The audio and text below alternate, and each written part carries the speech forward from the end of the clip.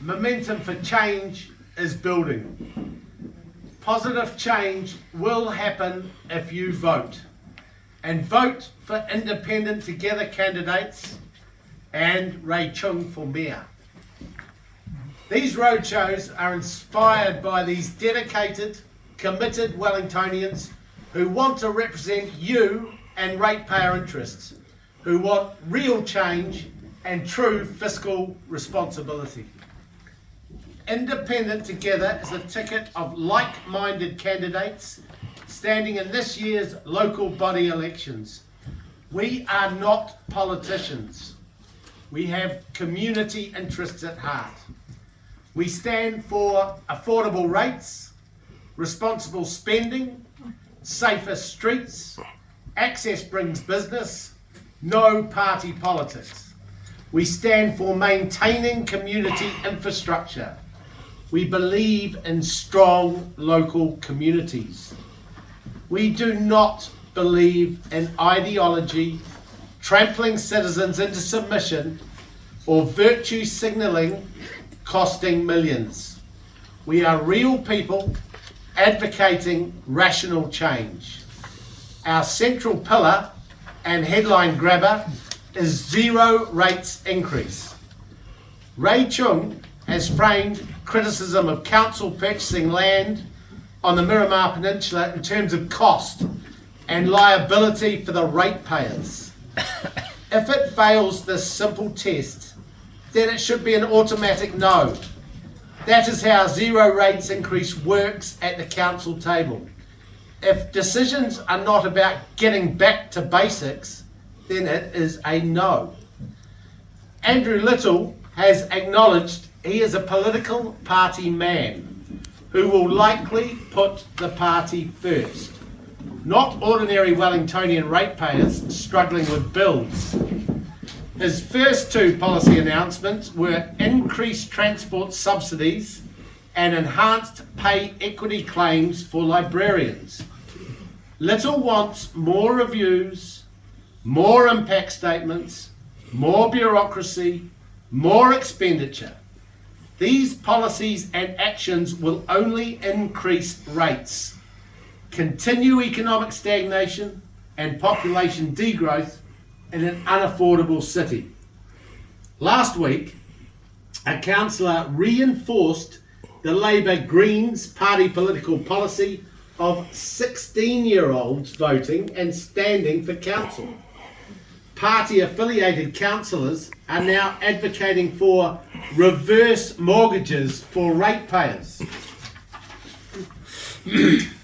funded by ratepayers. $500,000 has been approved to set up this quasi-bank. Our council is now involved in the banking sector when they are incapable of negotiating basic infrastructure contracts, incapable of maintaining internal efficiencies and outcomes for ratepayers. To get real change, vote Chung for mayor. Vote independent Together candidates so they can control the council table, control the expenditure and get council operations back to being boring again. No more $2.3 million toilets that light up with pretty colours. Zero rates increase has support from the coalition government who advocate for a rates cap and also rationalisation of the regional councils into local government. Independent Together candidates standing firm on zero rates increase have led the charge on behalf of ratepayers. Yes, we can have zero rates increase. Yes, it is possible. It is party political interests and the council bureaucratic establishment that prevents the top-down accounting required to relieve the ratepayer, stimulate the economy, and get our city thriving again. Zero rates increase is not only possible, it is the future of our city.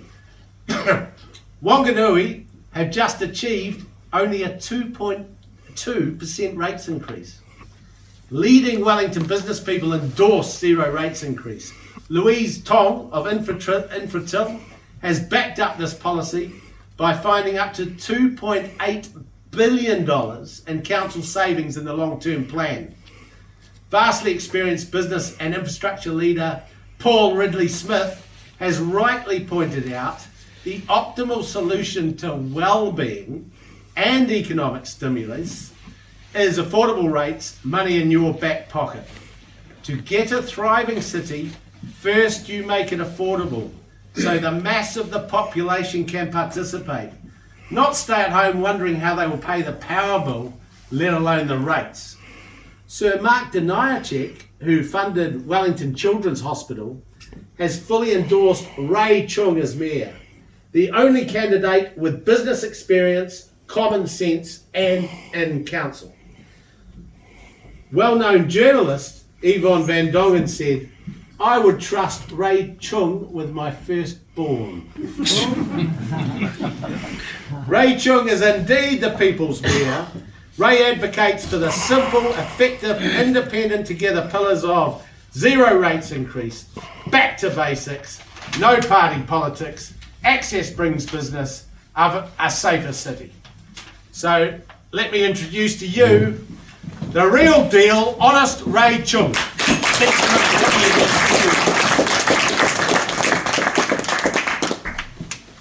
And now we will go around our candidates, starting with the local candidates who want to represent you. And number one, first up, the fabulous business professional, Michelle Maguire. Michelle Maguire.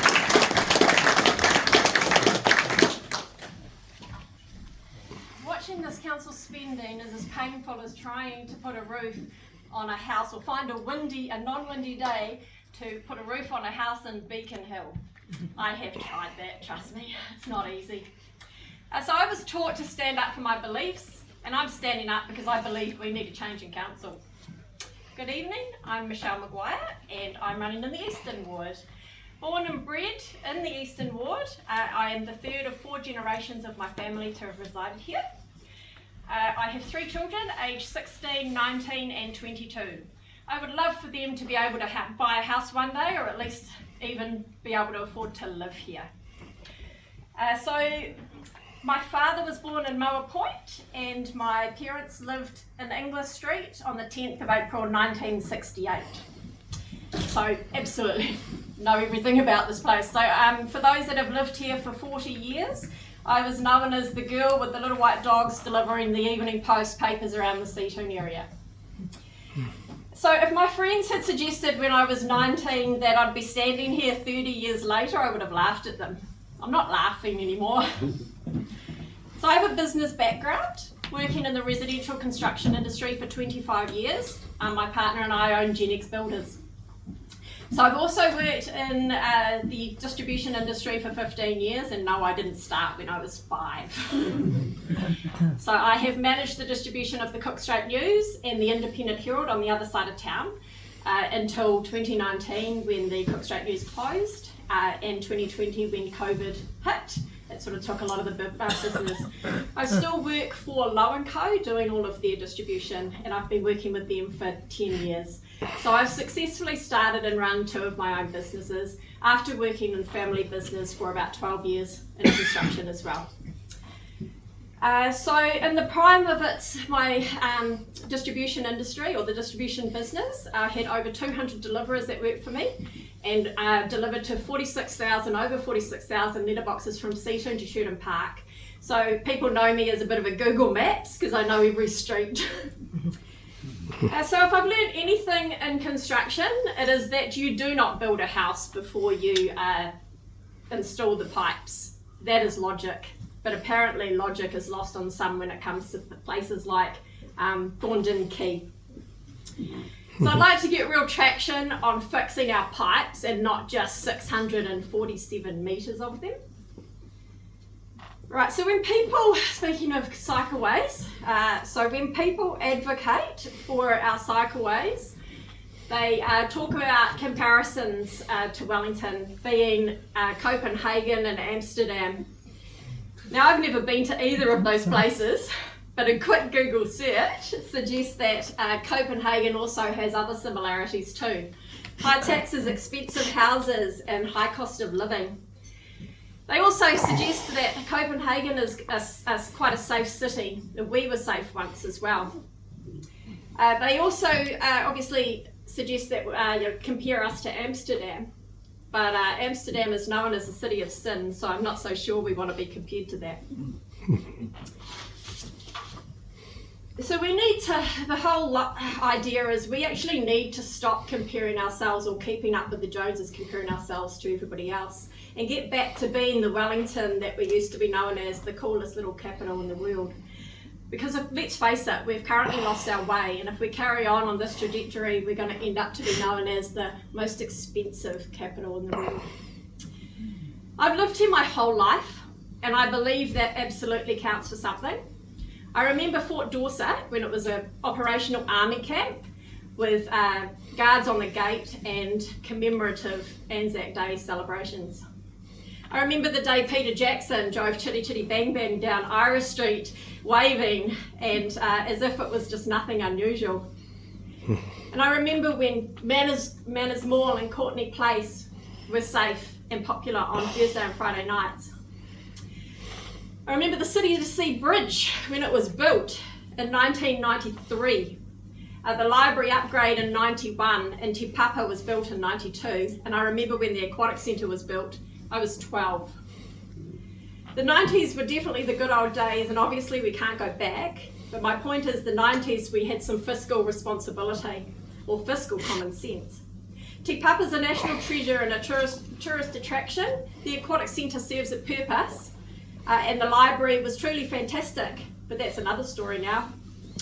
But now we've got Tākina. It's losing $1 million. It only opened in June 2023, and it's losing $1 million a month for ratepayers. So maybe that wasn't such a bright idea. So the other day I saw on Facebook an anonymous post from a mother who took her children to Peppa Pig. She commented, and so did others, about how unsafe our city is and the smell of it and just the vibe. You know, we need to get back to what it used to be. We need to get business back into the city. We need to make huge changes, and we can't do it with our current council. With Wellington ratepayers feeling financially crippled out of their homes, it's time to get back to basics and prioritise the needs over the nice to haves, and once again gain some common sense around the table. After all, we clearly had some at some point. So I'd like to finish with a little bit about what's peninsula or Matai Moana. So if anybody came to Kilburnie, they would have heard this. I am going to read it word for word, sorry. So it's a former defence and corrections land, and it's being managed by DOC at the moment. The council wants it to come under council and iwi joint management, with ratepayers' money being used for its upkeep. It's presently paid for by taxpayers because it is government land. The full cost to ratepayers is not yet known, and also we don't know the details on how the representatives to manage this land are to be selected and the term of appointments. The council wants to rush this decision through before the election, at least it appears that way. We don't believe the council is making a durable decision that is in the best interests of the ratepayers. The council is looking to bind ratepayers to a cost of $750,000 to $1 million a year, or even more. We don't actually have the full costings of it. All we know is $750,000 per year, but they don't know what the running costs will be. So it is telling a good story, but the sales pitch just doesn't add up. Wellington voters must be fully consulted in everything before taking the decision. This decision, its important information is absent at the moment. The proposal has very little detail, yet the council wants to urgently push the deal. Is the council pulling the wool over the ratepayers' eyes? What's being paid for by taxes is going to be paid for by rates, so they're taking it out of your right pocket and now going to be taking it out of your left.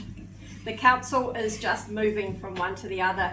With the lack of forward focus on potential associated costs, it is mine and Ken's and Ray's views that a decision on the future of Watts Peninsula should be delayed until after this year's election and only made after comprehensive, meaningful community consultation is held.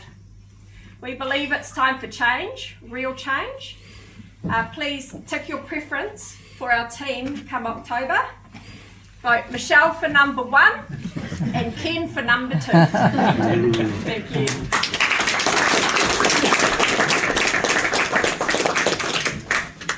Local champion, community focused, Ken Alcoy. Ken Alcoy.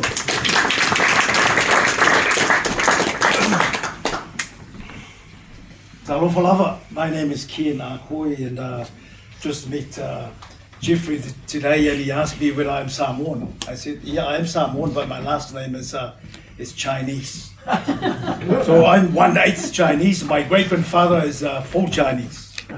He was brought to Samoa by the Germans when Samoa was under German at the time, 1900. And that's when my great-grandfather came to Samoa. So that's what my last name is.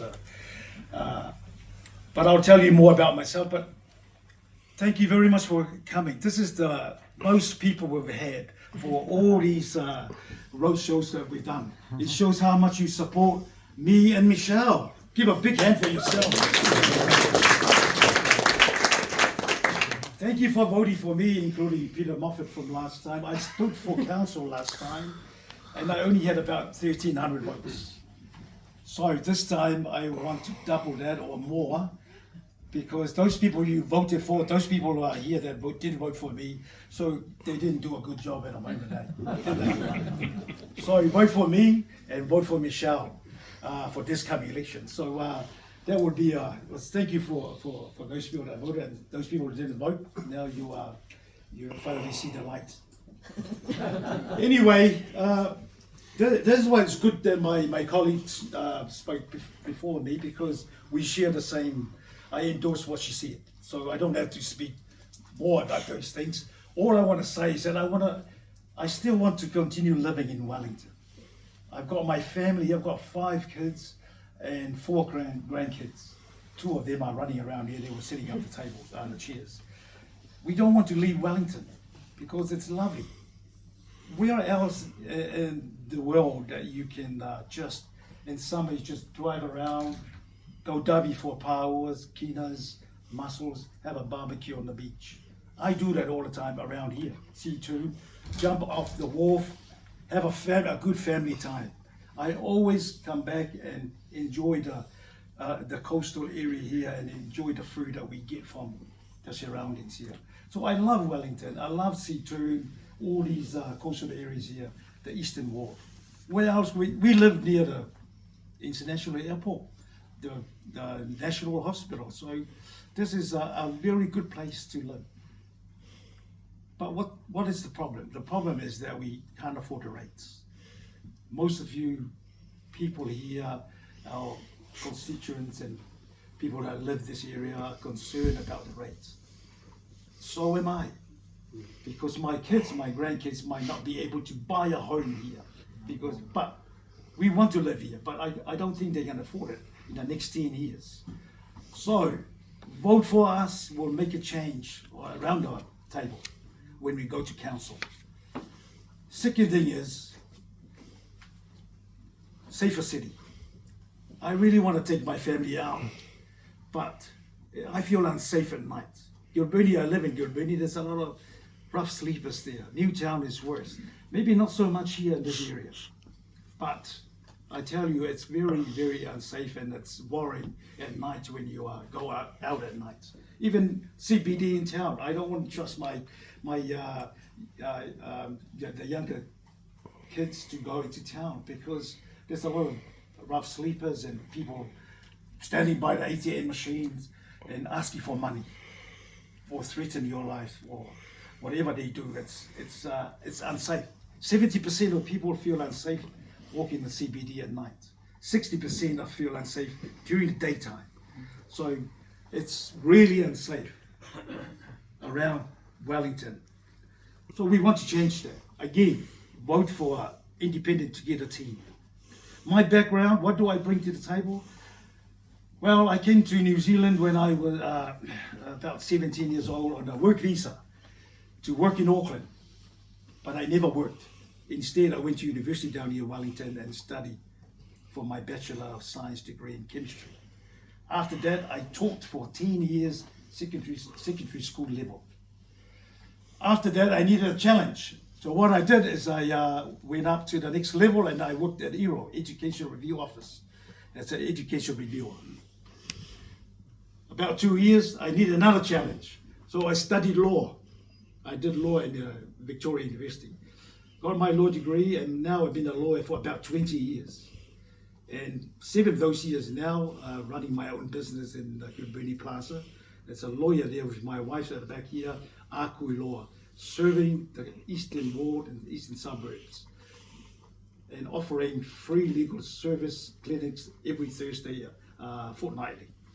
So that's my contribution. What else do I offer? I've got a vast experience in governance. I've been in community and sports, including being vice president for the Wellington Rugby Union. And at the moment, I'm a Pacific advisor to the newly formed Sports Integrity Commission. So that's my background. I can bring that governance skills around the table, council table. Because the saying goes, if you're not around the table, you're on the menu.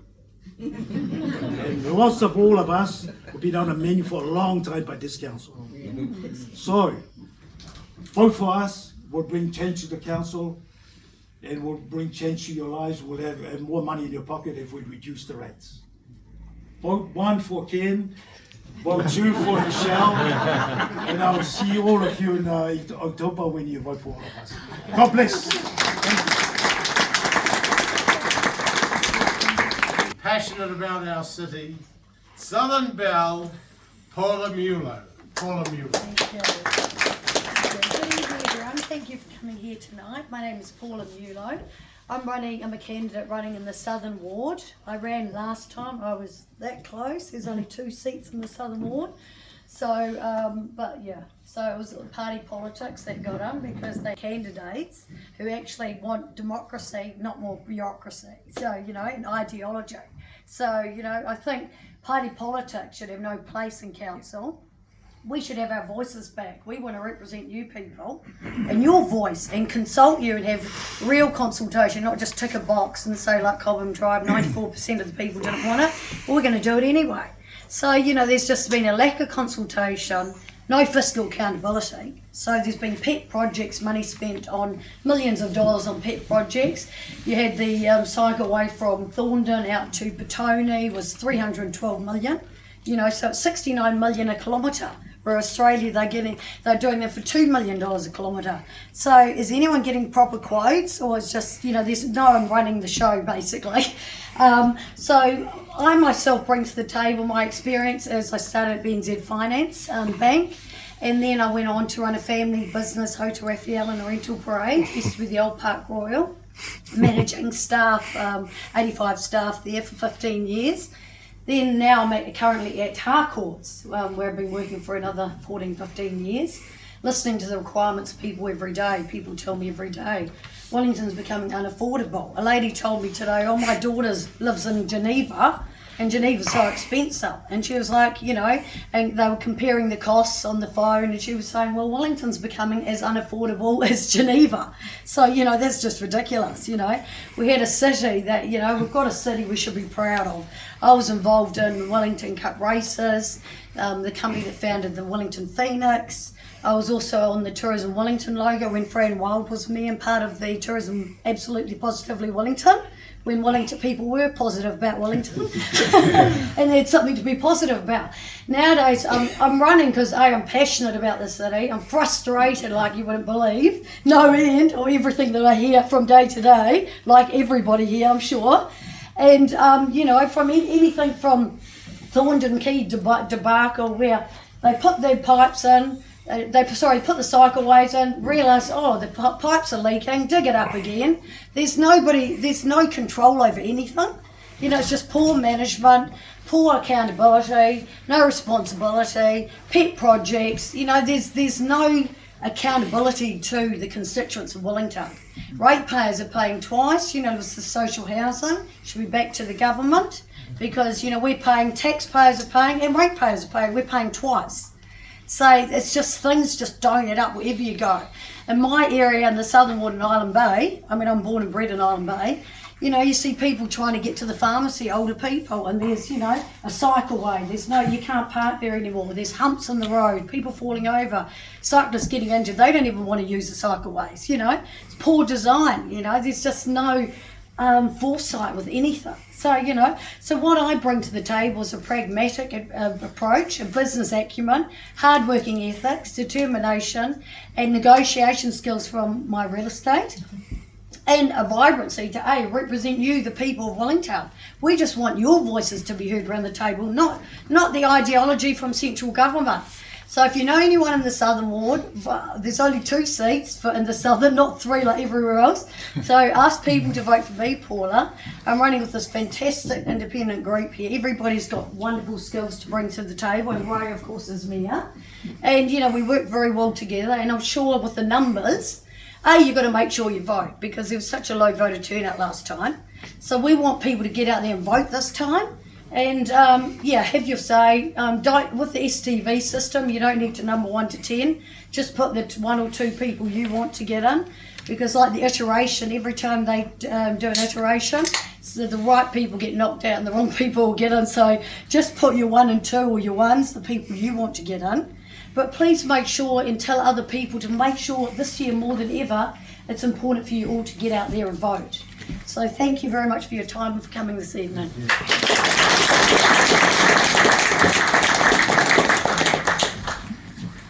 The Energizer, man on the ground, Stuart Wall. Stuart.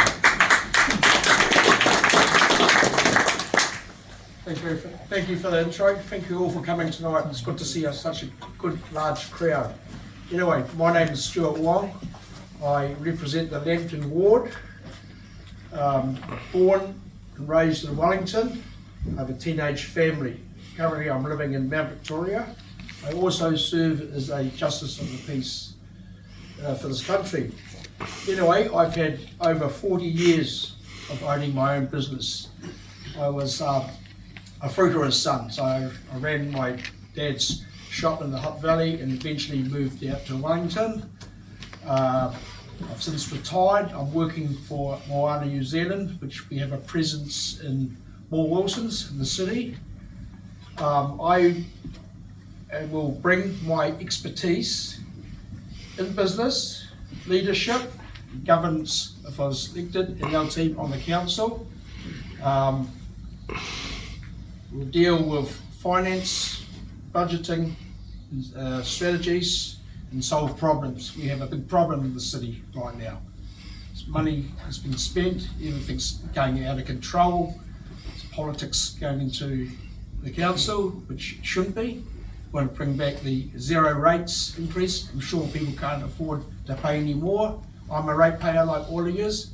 Incomes are getting smaller, so obviously we can't afford to live in the city.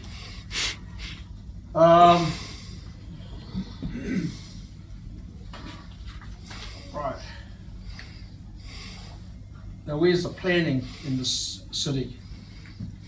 The infrastructure, the pipes, the bus lanes, the cycle lanes. Do we want any more without any consultation?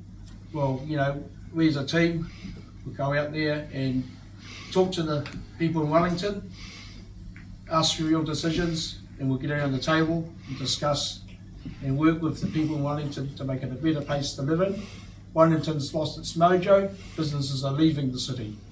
Courtney Place, Lambton Quay, Golden Mile, nobody wants to come into town now, can't get access into it. Parking is not free anymore.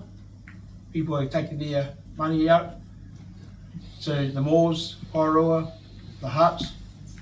So we want to encourage businesses to come back into the city where you people can enjoy what we used to have 20 or 30 years ago. You know, Wellington is always been my town. I want my family to grow up in it. I'm sure your own families, grandkids, and we don't want to lose people back out of this country. So we like to keep Wellington a better place, and if you support our team, we've got a great team here.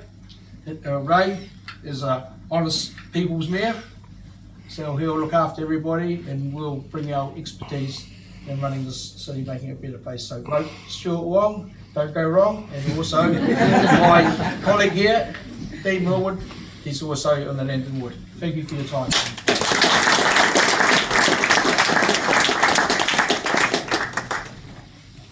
The industrious, the insistent, and the integral Lily Brown. Lily Brown.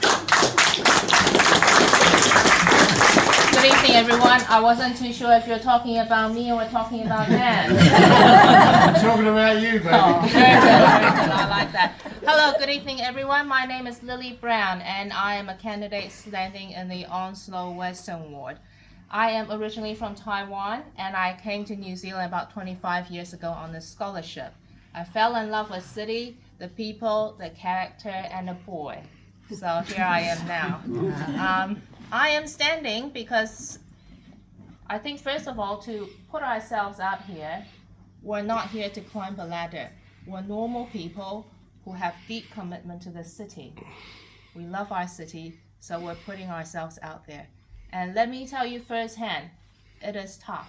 It is really tough to get aggressive emails from journalists, and we need tenacity and we need your support. And I believe that all of these 5 principles speaks very clearly what we want to deliver for you. We will put you first. We just want a council that listens to us and actually appreciate what we give. We need a council that supports business environment to let business foster and don't get in the way. If we can lift our community, lift our businesses, we will thrive. And we need to improve transparency, accountability, reduce waste, reduce unnecessary expenditure, and improve transparency. Some of the things are not wrong. Cycleways are a staple for modern cities. It's the way how we delivered it. Who here thinks that some of the cycleways has become a problem in our city? Who here thinks that we have too many dangerous speed humps? Is our council listening? No. Vote for Independent Together. A vote for us is a vote for practical change. We will listen to you. Thank you very much.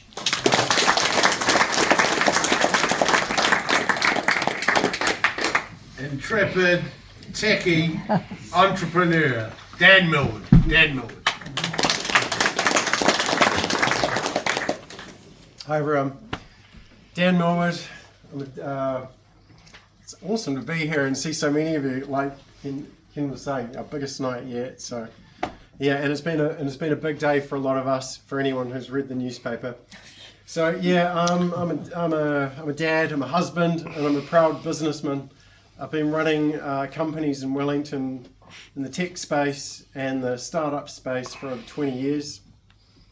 My products have been used by kids around the world to improve their educational learning outcomes. And last year we licensed our technology to the University of Chicago. And that's freed me up to focus on something else that I love, which is Wellington.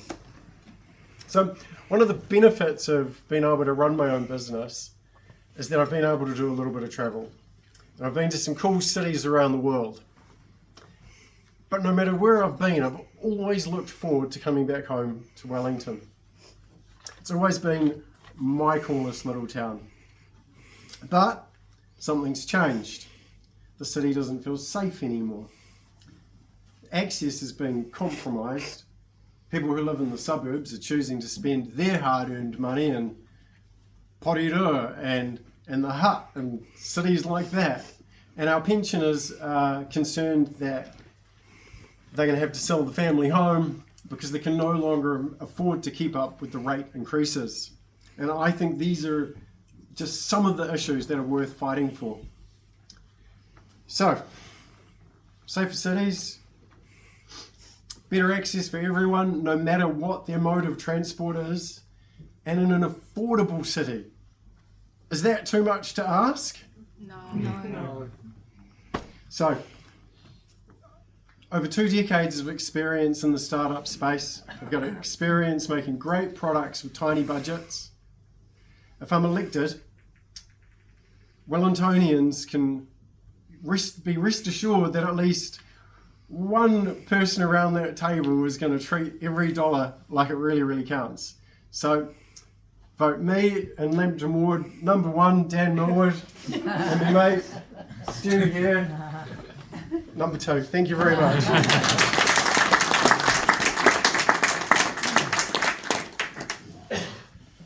Now we have our keynote address from Andrea Compton talking zero rates increase.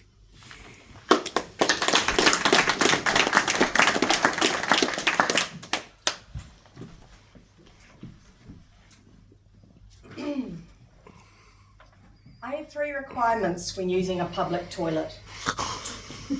That it's accessible, functional, and safe. What I don't require is a twinkle when I tinkle. I don't require the bathroom to be lit up, drawing attention to the fact that nature is called. And I certainly don't require $2.3 million being spent on a toilet when we have people skipping meals to pay for their rates. Monuments that are lit up across the world include the Eiffel Tower, the Statue of Liberty, and the London Eye. But here in Wellington, it's a toilet. A $2.3 million toilet. This is not about the needs for toilets. This is just another example of the council playing fast and loose with your money. Last year it was reported at the current rate of replacement it would take over 6,000 years to replace our ageing pipes. Water is a fundamental right for all our citizens, not a lavatory and lights. We need to stack our council with engineers who understand infrastructure and prioritise needs over wants, along with competent commercial professionals who will get the best deal for you. How do I know this? Well, I'm a chartered accountant with 20 years experience in the construction and infrastructure industry. I'm running in the Northern Ward and I'm Andrea Compton. The Independent Together team have an incredible team of diverse experience and we want to serve you and ensure current and future generations can afford to live here. Tonight I'm speaking about the most important pillar, zero rates increases, the one that everyone's talking about and some saying it can't be done. So my question to you, are you happy with a 20% rates increase? No. 15? No. Since 2020, 2021, your rates have increased by 85%. Well, I went back a little further. Since 2016-17, they've risen by a staggering 245%. Incomes have not risen by this rate. So our message is a core difference to others who are still offering bribes like free public transport. We are not tax and spend your money. How about commercial thinking that you would normally see in private sector, but couple that with social good? We want commerce to thrive in Wellington and do the heavy lifting, not the ratepayer. Let me give you an example. The zoo. The zoo had a plan to have an evening savannah where you could stay at the zoo overnight and you could see the animals from dusk to dawn. Actually sounds really cool. But they shelved it because they don't have enough money. But what if we brought in some private capital? What if Peter Jackson decided to invest and he could actually, build the savannah experience, take the risk, read the business case, see if it actually stacks up. Let's let private capital do it. So let me take you through some facts and figures. For a $700,000 house, in 2020 you were paying $1,500 a year in rates. By 2034 at the current trajectory you'll be paying $7,800 a year. For a $1.2 million house you were paying $3,200 a year. By 2034 it's going to be $12,000 a year. And for a $2.3 million house you were paying $5,400. It's going to be a staggering $23,000 a year by 2034. Can you afford this? Operating costs have doubled from 400 million to 800 million since 2019. Debt has gone from 944 million to forecast to be 2.1 billion next June. Interest payments are $1.2 million a week, projected to rise to $2 million a week shortly. That might not mean much, but say Wellington has 200,000 residents and 80,000 rateable units. That $2 million a week equates to $520 per year per person, or $1,300 per household just on interest. The most compassionate thing we can do for our community is limit rate increases. Now, we get a lot of questions around what we will cut, what services will be cut. As Alistair said earlier, $2.8 billion in savings was found without even much effort. We have a good idea of the sorts of things that our city can save money on. We will not offer specific promises because each of us would only represent one vote around the table. But collectively, we can achieve huge savings. So let's discuss the levers. So the question is not what we'll cut, but how we'll cut it. So the first thing we will do is we're going to remodel growth predictions. So currently this council has projected growth of around 80,000. Then they quietly reduced it to 50, and it now sits around 30,000 by 2034. We are building, planning, and paying for a city that's going to have a 15% growth in 10 years. At the last census, Wellington was the only urban centre with declining growth. The only other place in New Zealand with a decline in growth was the Chatham Islands. Furthermore, within the census data, it also showed that the growing age bracket in Wellington is the over 65s. This age group has different requirements, mainly around accessibility, and we should be catering for that. The growth modelling needs to be independently remodelled and factored into future decisions for our communities. The second lever.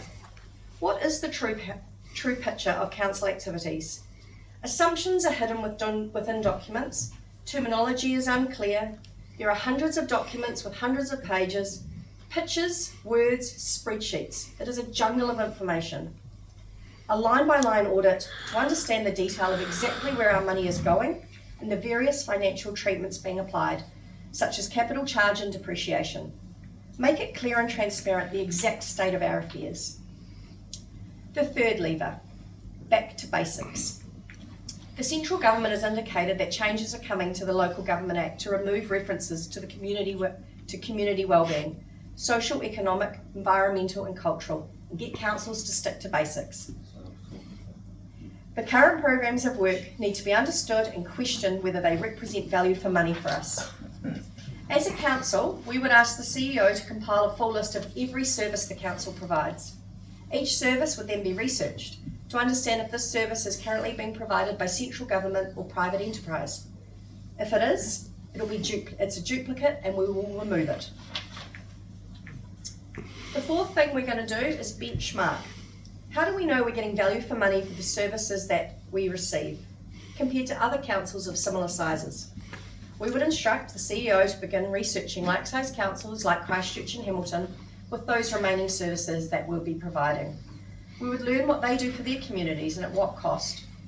Learn from the findings and implement those changes where the community agrees. The fifth lever, top-down budgeting. Currently, the long-term plan and annual plans are built through bottom-up budgeting, a wish list of everything the council wants to do. Once the core services have been established, budgeting would move to top-down, exactly the same as you do in your household. You have your income and you match your spend to it. We can't demand double-digit increases from our employers every year. Priorities would be assigned to expenditure and we'd run a ruler through once the limit's met. Very common strategy all over the world, but it is lost on our current council. And the sixth and final lever we have is increasing revenue. We need to investigate alternative forms of funding. Ratepayers are not the only source of revenue. Government regional deals, private capital, selling non-income generating assets like vacant properties and road reserves. Set up a capital investment fund. Review development contributions. These ideas do not require the sale of income generating assets like the airport share sales or ground leases. As Alistair said, in Wanganui, Mayor Andrew Tripe campaigned in 2022 for lower rates increases for their city. He had a 6-point plan to achieve this. Population growth, improving efficiency, alternative funding, cutting on non-essential services, selling assets and identifying non-rates revenue.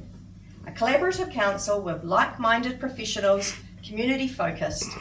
Their latest LTP had an increase of only 2.2%. It was the lowest in Australasia. It can be done. So my final comment on zero rates is you have a choice in October. There's a fork in the road. Continue on the current trajectory or choose a different path. Thank you.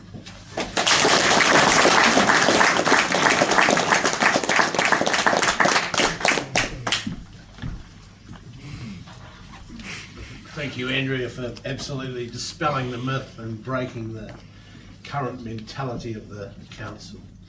Now we have a short but very endearing video.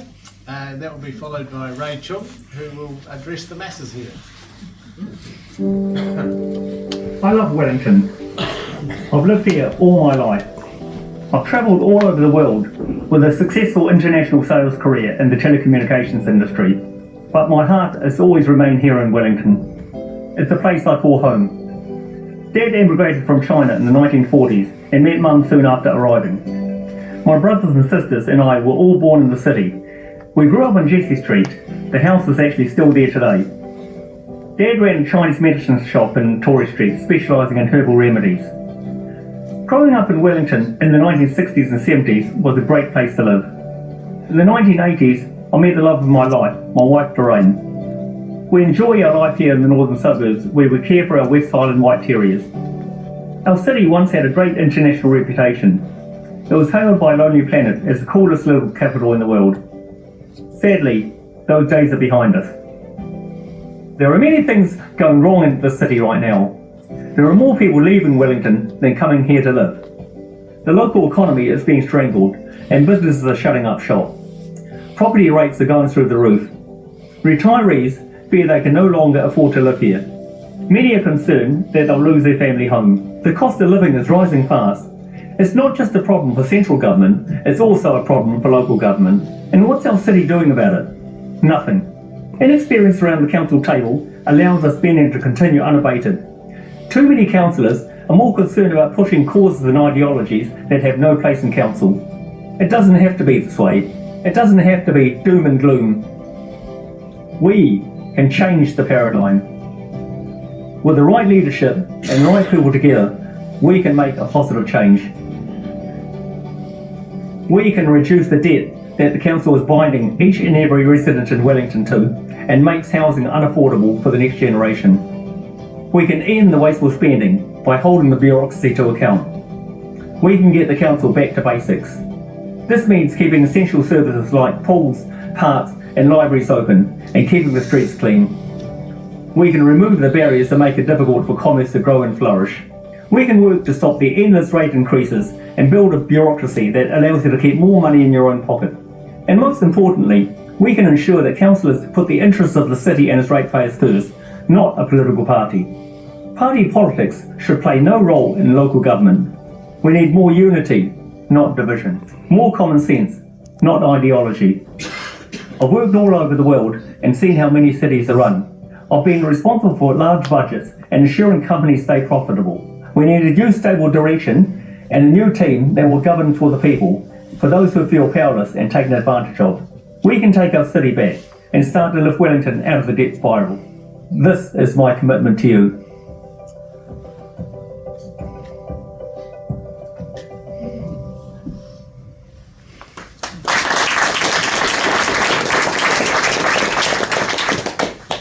Thanks very much, everyone. Excuse me if I seem a little bit groggy today. I started the day at 4 o'clock and this has been the hardest day I've had in the last 3 years since I've been on council. I've been inundated by calls from the New Zealand Herald, from the Post, other people, getting toxic calls from constituents. So it's been a hard day. So thanks very much for coming out tonight. It's pretty cold out again, and so much appreciated. So tonight we've demonstrated the dire situation around the council finances. Successive council administrations have kicked the infrastructure can down the road, not just in Wellington, but all over the country. The nature of local body politics has brought our city to the brink. We're now paying for the price of lack of leadership. We just can't keep pushing up rates to pay for the indecision of the past. Standard & Poor's, the rating agency, credit rating agency, knows this. That's why they've downgraded us twice in the last few months. Borrowing money is now much, much more expensive for us, as Andrea told you about the cost of servicing these loans. The Green and Labour Party aligned councillors have made all the wrong moves. They're wedded to ideas and ideology that are quickly killing our economy. Their proposal for an organic waste plant near Paetua will cost the city tens of millions of dollars to construct and millions more to actually run it every year. A proposal to fence off Wellington Harbour for citizen safety could cost another $30 million. Where's the personal responsibility in this? There are many areas where we can stop spending and bring down the cost of the rates. This has been demonstrated tonight. As Alistair stated in the speech at the start of tonight's event, zero rates increase is perfectly achievable. The only people who keep coming out and saying it's not achievable are the people who don't want the change. Don't take our word for it. Take the word of Infratil's Louise Tong, or Paul Ridley Smith, and other Wellingtonians who also understand this goal. And as Andrea pointed out, Wanganui's rates increase was kept to 2%. We can do better.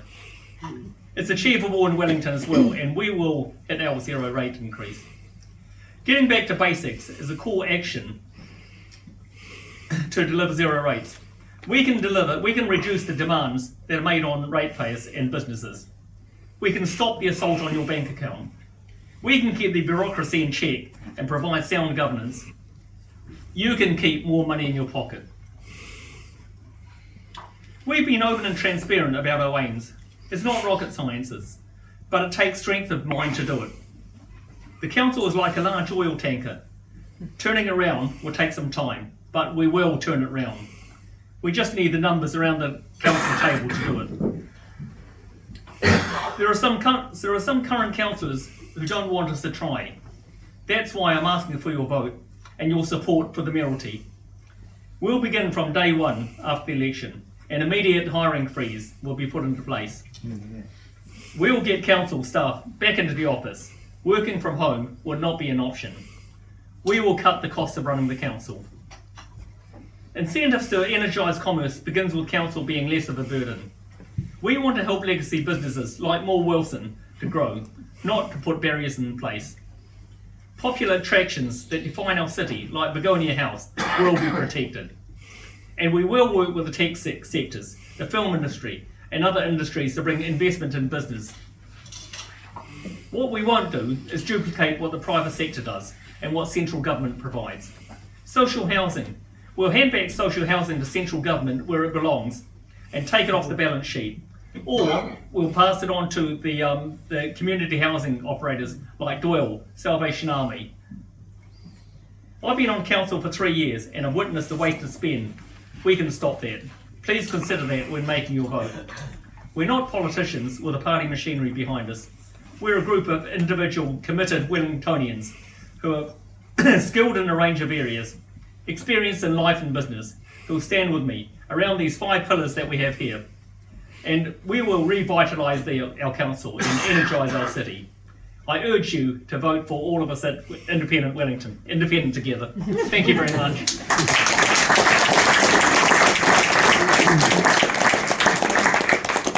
Question, please. Yes, My wife and I voted for you at the last election. thank you. Because we have read what you were stating at the time, and we believed that this was going to happen. And 3 years later, we're in a situation which is worse than we started previously. As a member of the council, what did you do to change things at all? Did you? If you're interested, I can send you a record of voting in the last 3 years. I can tell you what I voted for, the things that I voted against. Now, I voted against, just most recently, in the last couple of weeks, I voted against the annual plan and the long-term plan because we just didn't take any big things out of it. You know, the Golden Mile, $212 million in City Streets program. $212 million. We didn't touch that because the current council the current mayor, supported by the current council, wants it. The organic waste I told you about, it's $65 million to start with. We're going to buy 90,000 new bins, distribute them around Wellington, and what's going to happen to all those bins? You know what Wellington's like. You know what it's like when our recycling bins get blown over. What do you think it's going to be like when the food bins get blown over? Then it's going to cost $30 million to build this organic plant. We haven't even got the money yet, so we haven't built it yet, but it'll be somewhere up Horowhenua. These are things that we don't need to do. A much cheaper way of getting people to recycle is, if they want a recycling bin, let's give them a compost bin. Do we have a guarantee, should you be elected and your team is becoming the new city council? Do we have a guarantee that you will adhere to all the promises that you are making now? Absolutely, absolutely, you can hold me to that. That's what I was Call me up anytime and tell me. Thank you. So I think that the big take there is, you could look up Ray's voting record and you will know that he satisfied your vote for him last time on this council. Can I just say too, like, you know, raise one vote around the table. So, you know, to get the numbers, that's why we've got people running in every ward. So strategically, I mean, last time I ran in Southern as an independent, I'm still independent, but we've got a team of people running in each ward. So tell your friends too, like if you know someone that's running in another ward, we need the numbers around the table to make the change as well. So one person can't do it on their own. So Ray did vote in the right way, right through, that you would probably perhaps have liked. But unfortunately with the Greens Labour machine, they had the thing around the numbers, they outvote everything. See, we believe in free car parking in the weekend and at nights to bring business back. These guys are just systematically destroying business. So we need a good team of people, and we need people to vote for the whole team to support Ray to get the outcome that we want as all the constituents of Wellington. Otherwise, he'd be a lame duck mayor. You know, if you don't, if you know, other, I mean, we need, yeah. got one now. You got one now, yeah. Nothing. So, you know, so Ray's committed to the cause. He works, he does the hard yards from early morning till every night, meeting people. He's out there. He's not just spinning the spiel when it comes to the times of the campaign. He's been here every day. He's had, what, 20,000 households or anything. So he's committed along with this team. So, you know, we need people to vote for the whole team to support Ray. Yeah, thank you. Thank you. Kia ora koutou, kia ora everyone. Kia ora Mr. Chung. He pātai tāku ko te rangi. When the council voted 13-3 in favour to retain the Te Whanganui Ātara Māori ward, you were one of the few who voted against it, which has triggered the binding referendum now, something that no other ward has ever faced.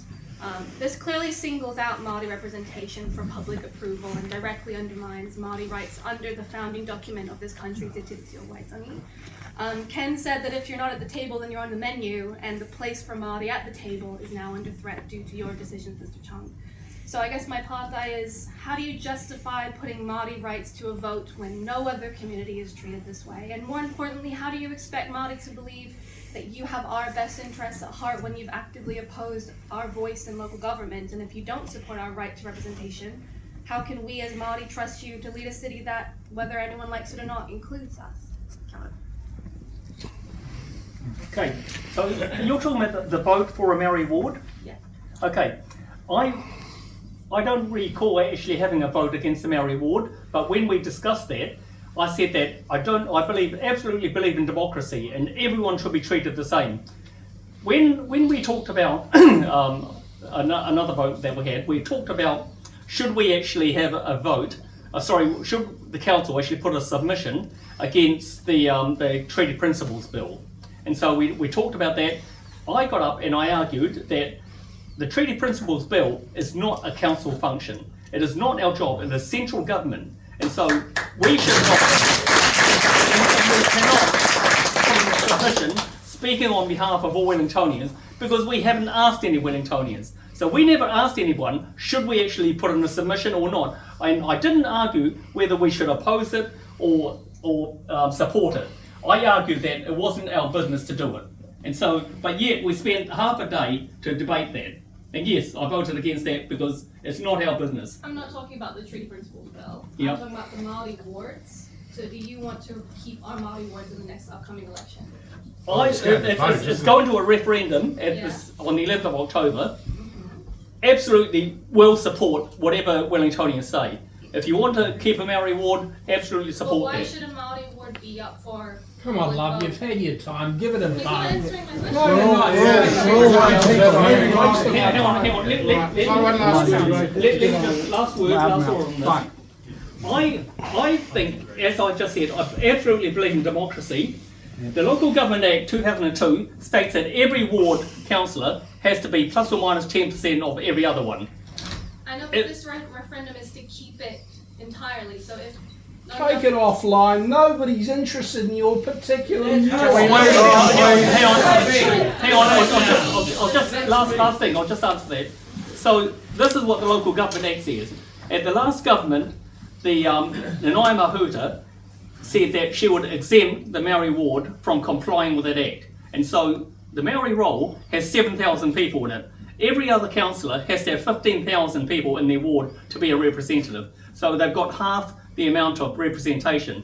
So I don't think they're democratic, but it's up to Will. No, we're moving on. Sorry, you had to say.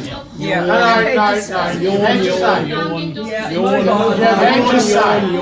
I'm quite happy to talk to you afterwards about this. Let's move on. Yes, sir. Question. As you know, the town hall, the old town hall reconstruction, has become a bottomless pit for money. A bottomless pit. What's your opinion about that? Should we hold it, stop it now, or carry on? Well, let's put it down the panel. Would someone like to talk about the old town hall?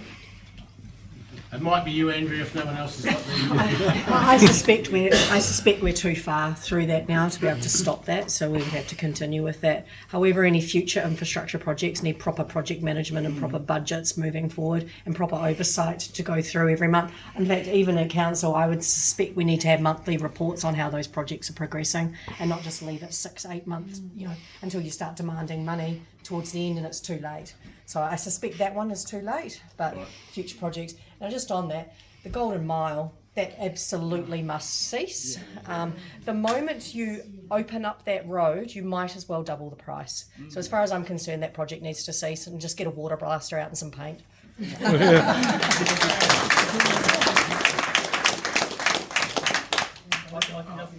One thing on the town hall. Okay. Very quick. I keep getting told off. The town hall. When the vote for the town hall, giving it an extra 150 million came in, it came to council. We had no pre-warning about it, and they said that if we don't approve this extra 150 million dollars to strengthen it, then it's going to be, we're either going to have to mothball it or we're going to have to demolish it. Demolishing it will cost another $80 million. Mothballing it will cost $70 million. And so the council officers gave us the choice of either putting that $149 million in to continue on with it or leaving it to be a relic there. I asked the chief operating officer, I said that I want to understand how we actually got here, and this goes back to what I keep saying in council. I want to know exactly how we got here, how we got to blow out this budget by $149 million without anyone knowing about it.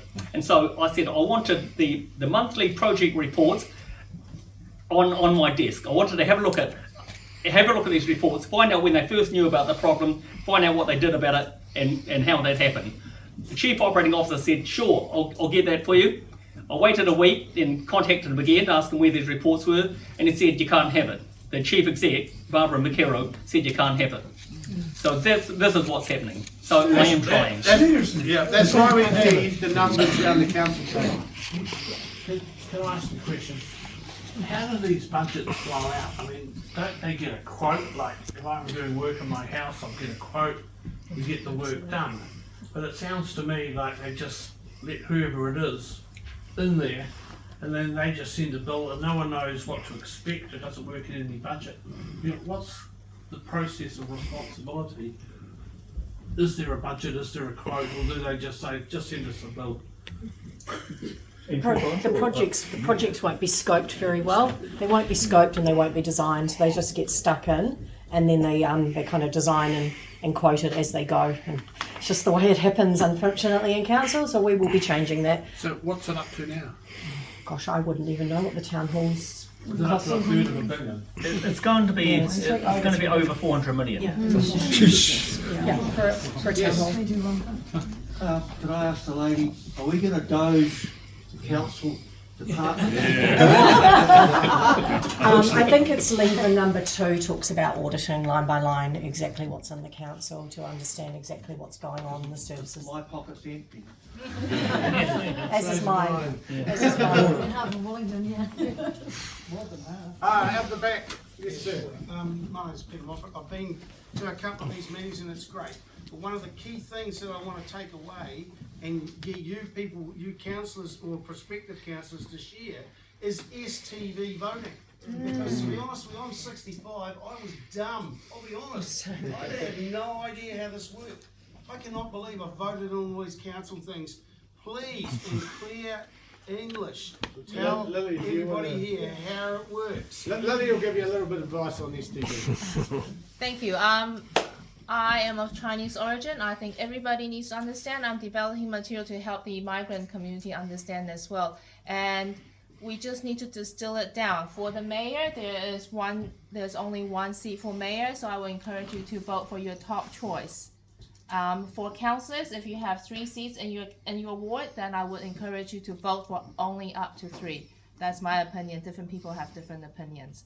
But just make sure you only vote for people that you want to represent you. Don't put random people as backups, because that's how Tory got in. Yeah. Only vote for people that want. Okay, well, let's not make it too long. This is about questions. It's really quick. So with STV, it's designed to help independent candidates. Your first vote never loses your vote until they get knocked out. If there are 2 or 3 decent people in your ward that you like, put all 3 on that list. Because if you vote Ray, and I beat Ray, for example, your vote disappears. If you put me second, I will get your vote. So the stronger candidate will end up getting your vote, but your top candidate never loses your vote. To vote one person, if it's a husband votes Ray, a wife votes me, your household will just halve your votes. Whichever way you look at it. It's a very simple concept if you think along that way. Actually, you're not quite right on that. That is 100% right. Carl, you've had your say. Carl. It's not right for the mayoralty, it is for the candidates only. It's a lie. I will talk with you later. I have the data for you and we can go through it. A lie is a very strong word, Carl. I think we'll stay away from lie. Okay, hello. Hello. I'd be interested in the candidates' views on consolidation. I think the only way to drive costs out of this business is to amalgamate Upper Hutt, Lower Hutt, Mayoral, Wellington and the Greater Regional Council. There are 60 councillors, 5 CEOs, 5 CFOs, 5 Chief Operating Officers, so much duplication. I think if the councils don't take the initiative, maybe central government will, but I think it's time to go for a super city, drive costs out of the business and achieve part of your rates. Does one of the other candidates want to have a... Why don't we, to demonstrate our independence, Okay. because we have 5 pillars that we're all in agreement, why don't we all answer that and actually in our personal capacity? Who wants to go first? Okay, thank you, Michelle. We have 30 communication staff, and we have 30 climate change staff and over 60 staff in communications within the council. I think we can change that. That's way too many. And if we did amalgamate with the Hutt councils with regards to some of the stuff, then yeah, we can probably make a difference and a lot of savings. There you go. I believe first that we need to get make everything back to mainstream, get our core budgets in place, fiscal accountability, see who's actually doing what, because there are large numbers of people. Council seems to be hiring more and more people that aren't actually accountable for doing too much. So I think we need to actually get in there, focus on where we can streamline positions and everything, cut back where we can, and then we need to revisit that once we get the people around the table, once we get the business. It's like a business council, and get it operational, because there's going to be a lot of work to do to just actually turn this whole thing around. So we need to look at that, where are the costs, where are the wasteful spending, get that all under control, see which staff can be pulled back or utilised in other areas, and then look at it, and then we can reassess and say, okay, now we can go and look out to where we need to be working forward from there.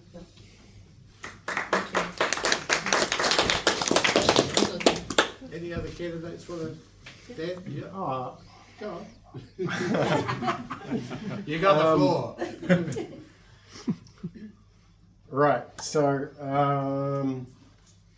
somebody said to me once, I've got more fingers than I do pies. And I sort of thought, oh, okay, that wasn't a compliment. It's because I've been involved in so many different projects over my career. And I think the trick, where I've been most successful in my own businesses is when we have streamlined and when we have, where another saying I heard at an event, the best shepherds shoot the most dogs. So yeah, I think there's a lot of room for improvement. And I've got a couple of dogs, you don't have to worry about that happening. Lily? I just like to speak very quickly. I was born and I grew up most of the time in Taiwan. And Taiwan in size is 1/8 the size of the South Island. And we have 25 million people, okay?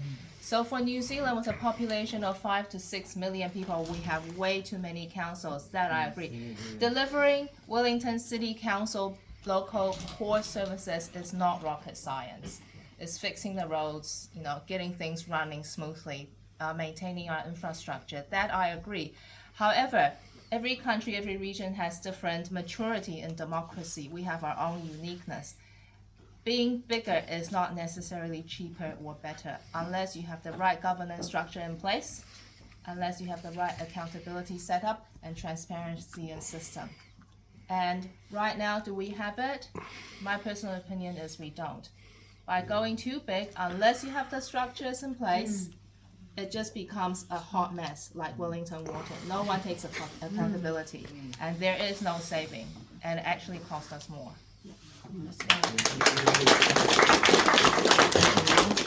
No, I don't support that because Lily said we don't have the structure. How can we go bigger? We're in a small Wellington council at the moment, we can't manage it. So I believe at the moment that we should leave it open because we're the biggest city. I think we'll lose some if we combine with other small councils. So that's my personal view. Thank you. You're all good? Yep. Are you going to go? Yep. Okay. I think amalgamating some services is actually a good idea. For example, climate change. I would like to do that as the starters, because there's no difference between climate change in Wellington than climate change in the Hutt or Porua. So why don't we actually merge those teams of people, and we can save a lot of people, because it's exactly the same problem in all these other areas. Why we are only looking at one problem, so why can't we actually merge it and work together? However, as some of my colleagues have actually said, Wellington Water is a good example of where amalgamation doesn't work. It costs us 3 times what it costs Aucklanders to actually fix their water. And it's because we had so many people in there that we couldn't make up their minds. And so we couldn't get agreements. Why a lot of the other territorial authorities, the Hutt, Porua, want to have amalgamation, and why they're pushing for amalgamation, is that Wellington has the biggest business district. The business district in Wellington pays 48% of our rates. And so that's what they're eyeing up. So they're eyeing up all this extra revenue that they can actually get for the areas so they can lower their rates. So it works in some areas, and I think that we can certainly start it. But a complete amalgamation, I think we need to really think hard about how we do it. Thanks, Ray. Another question. Yes, sir. This one's for Mr. Chung. I appreciate your experience in international relations, and I think that's why I actually sat next to you at a meeting which was looking at how Ramallah and the West Bank can become a sister city to Wellington. And I'm just wondering, would you support the next vote for sister city for Ramallah should you become mayor? Thank you. Absolutely not. We've got a criteria for sister cities, and Ramallah being a sister city doesn't fulfil one of the 25 criteria. It was all pushed up by Tamitha Poor and Nikau Wanera, for political reasons. It is not a suitable sister city. I'm all for sister cities. I'm probably the only councillor that's ever actually made money out of a sister city. I was working in China when we had a sister city delegation to Xiamen. Was Mary Prendergast was the mayor then, and I heard that they're over there, so I went to go and see them. and so join in their delegation. And Kerry asked me, oh, so how are you doing here? Who are you working for? So I said, I'm working for Ericsson. And so he says, how's business? So I said, well, actually, I'm trying to get a big contract here in this province here. And so she said, okay, do you need any help or not? I said, well, I certainly do, because I've got the engineers on side, but I haven't got the politicians on side. So she introduced me to the Mayor of Sharman. The Mayor of Sharman introduced me to the head of China Telecom, and I ended up getting a $6 million contract. So there are benefits in it.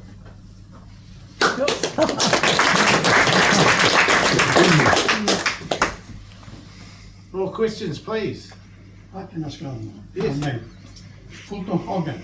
What is the relationship between Fulton Hogan and the City Council? They seem to be taking jobs just about everywhere around in our area. Whenever there is drainage or something like that going on, Fulton Hogan is always there.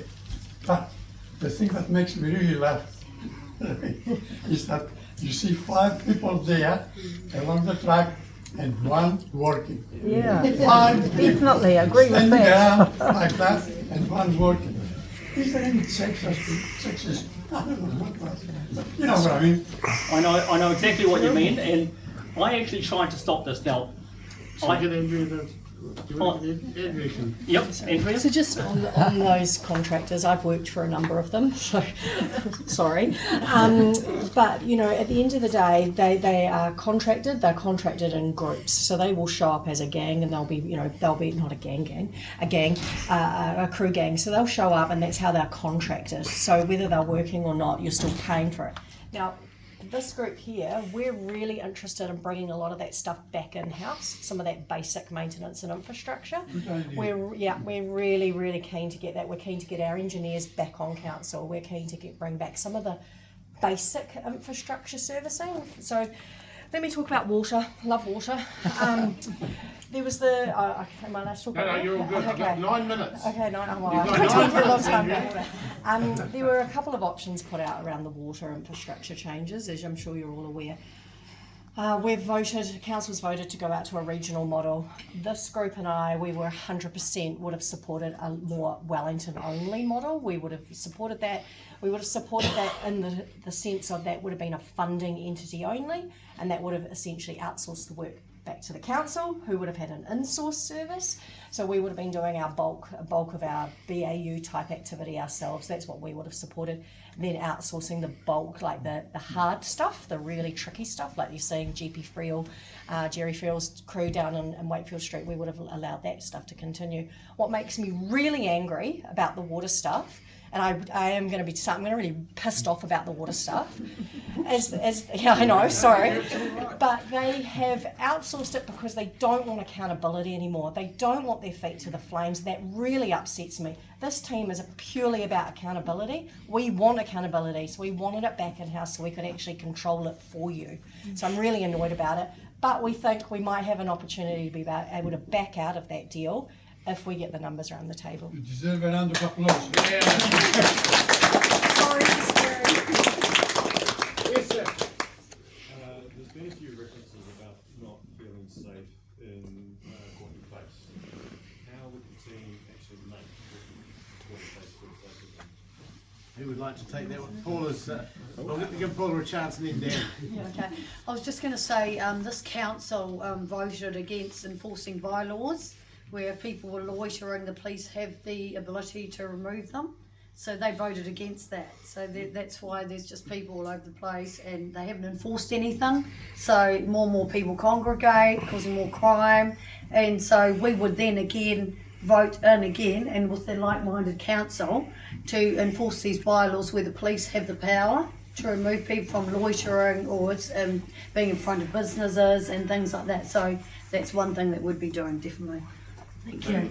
Dan, you had a few comments. The other side of that, of course, is the Wellington City Council's our own duty of care for these people as well. So we're not saying we're just gonna. Nobody's saying that. So we're not in the welfare business. We're not in the welfare business. The other week, I was at the city mission, and I was listening to one of the ladies who runs Whakamaru. And I said this the other day, she was giving us the spiel. If she could wave a magic wand, she would magic wand, a whole lot of homes for all of these people. I kind of got me thinking. So I asked her afterwards, well, what if there was a magic wand for creating and replicating the Whakamaru model? How many more of these would we need as a city to do the job? Whakamaru cost $50 million. It's been open for 15 months and they've already paid it off. I'd really like to see Wellington City Council come close to doing something like that. What are you advocating? Flesh that out. What are you advocating? Private sector, philanthropy? I think we need to hand over or try and sell and work closer with the CHIPs and the city missions and the likes of the Salvation Army. I don't think it's the responsibility of the Wellington City Council. And whether you like it or not, I think the government's going to change that shortly anyway. So, thank you. Thank you. Last question. When I was younger, very young, the council used to have a drainage department. It had all sorts of departments. I can't remember them all, and what would you call them? Street cleaners, little trucks running around, blah blah. Get the general idea. Yep. Any interest in going back to that type of thing? So much interest. I'm sorry, I just I've got this idea, and I think it might have been Carl and I might have been talking about this. So I won't steal all the credit, but in Italy they have a guy on a golf cart, and he goes around the city at, I don't know, 5 o'clock in the morning, writes down all the little things that are wrong, right? And by the time the chaps show up at 6 o'clock in the morning, he's got his full list of all the maintenance that needs to be done. And guess what? By the time everybody shows up for work at 8 o'clock in the morning, the city kind of looks nice again. That's what we would bring back. Was there a question there? Sorry? Was there a question at the back there? No? Okay. We've got a couple of minutes left, so you've got... Thank you, sir. Yes? Listen to a lot of your rhetoric. I don't really understand. I understand you want efficiencies. What do you think the council's core values really stand for? What are they? What are your values? Okay, Where do you think we're going to develop physically? Because I can remember this place 50 years ago. And Sunday, well, it was a disgrace. Don't tell me it was a wonderful place, because it wasn't. It was a dead hole. Now tell me how you think Wellington should develop. So we probably can't speak for the council's core values. They should speak for that. So the question is... Where do you think we're going to develop? What do you think are our priorities in this city? Who wants to speak? Well, we've laid out a few priorities. Michelle? Our top priority should be bringing back our business to our city, and to do that I think that we need to talk to the government about removing emergency housing and social housing from our CBD so that we can bring back the business, we can bring back people into the city, we can bring back the weekend parking and the nighttime parking for free, and stop putting that levy into Takina, which is wasting money. How about we sell it? Yeah. Thanks. Does anyone, any other candidates want to? That was a very overarching question, so no one else there? Okay, yes. I was going to say about the cycleways. Yeah. And past places like Wellington Public Hospital, where staff are searching for somewhere to park so they can actually look after the sick. Yeah. What are your ideas about finding parking? I was just going to say, last time when I ran Newtown, that's when they made the changes after the last, before the last election actually. Yes. And I did speak to a number of people that were having cancer treatment and it's gale force wind. They can't get parks, the nurses can't get parks, and it's just a mess. So one of the big things, look, we're not anti-cycleways, because people seem to think you have to be either car parks or cycleways. We're not, but you've got to be practical about this as well. People need to access hospitals, they need all the care. There was the blood thing place across the road that moved because they couldn't get to go and have a blood test. It's just, it doesn't work. What they've got doesn't work. So we would definitely vote to put car parking back outside the hospital. It's a big priority. In the gardens. In the gardens, Definitely absolutely. the gardens. Well, I did see Begonia House petition. Definitely the hospital. I'll definitely put it outside the gardens. one hospital, there's several. Well, that's hospitals right. in Wellington. Yes, that's right. So When the same situations happen, there's no parking. it seems to be the more public services there are, the less parking they create.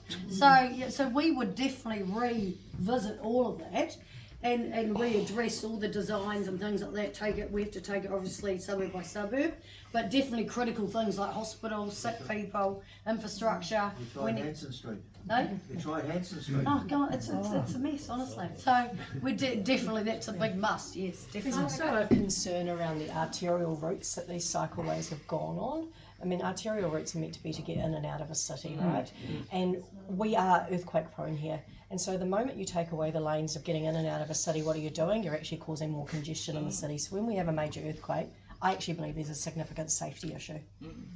We'll wrap it up with Ray. Yep. Okay, sorry, Michelle. Yep, just one comment on the cycleways. What do all of you think about the City to Sea Bridge? Do you think it should be demolished? No. Okay, let me tell you a little bit about the City to Sea Bridge. The council keep telling us that the problem with it is one side is on capital E, and so one of the foundations is on capital E. So capital E is earthquake prone, so it needs to be replaced. The other side, on the sea side, is sitting on a seawall, and so the seawall is crumbling, so therefore that needs to be replaced. So that's why the bridge has to come down. 2 weeks ago, we had a presentation to talk about the Harbour Quays Road, which is the new bus lanes along the quay. Yeah. And in it, they showed us this plan, and I don't think they actually meant us to actually spot it, but the plan came along down the quays, and it said that one of the pillars is actually in the way of the cycle lane, so that pillar has to come down. So we're starting to think now that the whole reason for wanting it pulled down is because they want to get that cycleway through where the pillar is. It's terrible. It's lack of transparency. Yep. Okay, so like we said, we're not against cycleways, but we've been talking to obviously people throughout all of our roadshow to date, talking to a lady, a business owner in Newtown, who told us that she was told her delivery person had to park in the hospital. So when people from the hospital have got nowhere to park, they're told to park in Countdown or Woolworths. What are they supposed to do if they're going to the supermarket? Just walk? So, you know, it is crazy. So when you talk about, we've talked quite extensively about the cost for the car parks in our CBD and approximately how many have been removed. Now, I mean, you've probably all heard that each of the car parks probably costs around $11,000 in ratepayers' dollars that we're losing per car park. So 10 car parks, 110,000, 100 car parks, 1.1 million, and so on. There's approximately 2,000 car parks that they've removed from our city. Yeah. Obviously, they aren't all paid ones, but you do the maths. You know, the ratepayers, we're the ones paying for that. Well, that's why you've got the bus lanes where they're fining people. Yes, That's why they're trying to take it to the suburbs now. Folks, we've run out of time. I'd really like to thank Kevin and the Seatoun Bowling Club for allowing us the hall and to be able to host all you wonderful people. I really want you to think about how your city needs you. We need votes. Your city needs votes. So tell your neighbours, tell your friends, get out and vote. Vote Ray Chung for mayor and vote in this ward Michelle Maguire and Ken Alcoy, 1 or 2 or 2 or 1. And we need your help. We don't do this alone, and the more the merrier. So our campaign needs you. If you can make a donation, that'd be wonderful. And you can donate directly to the candidates. And what else we got? A fence. If anyone would like to put hoardings on their fences, Ken and I would be really appreciative of that. So please put your hands up and we'll come and talk to you. So we just need a bit of a, place to put a core flute. Thanks very much, folks.